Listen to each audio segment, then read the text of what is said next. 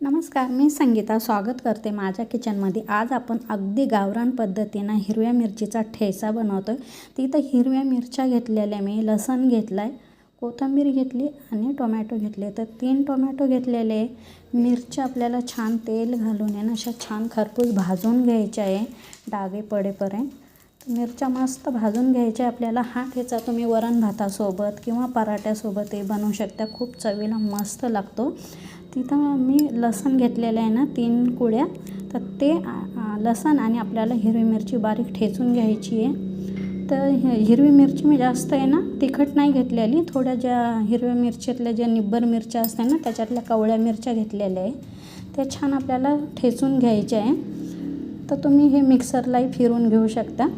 याच्यामध्ये कोथिंबीर घातले आणि मीठ घातले। आपल्याला याला छान परत एक वेळेस ठेचून घ्यायचं आहे।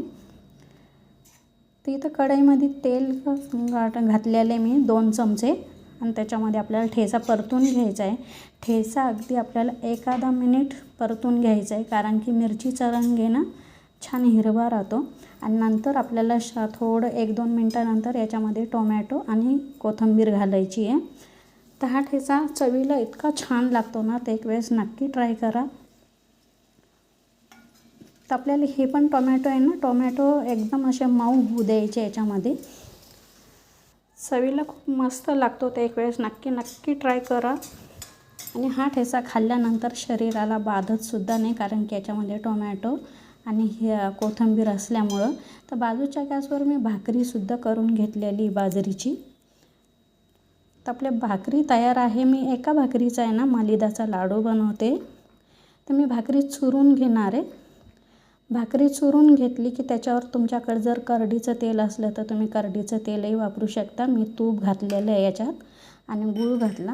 आता तूप तुम्ही तुमच्या आवडीनुसार घाला आणि गूळसुद्धा जसं गोड हवे तुम्हाला तसं। तर हा लाडूही खूप छान पौष्टिक लागतो। तर हा लाडूही तयार झालेले माझे।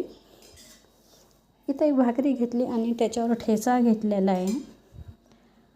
लाडू ठेवला बाजूला, कारण की तिखट लागलं तर गोड बाजूला आहे लाडू। खूप मस्त आहे हा मलिदाचा लाडूसुद्धा आणि ठेचा। माझ्या म्हणण्याप्रमाणे एक वेळेस हा ठेचा करून बघा आणि कमेंट करून मला नक्की सांगा। आवडला असेल तर लाईक आणि शेअर करा। चॅनल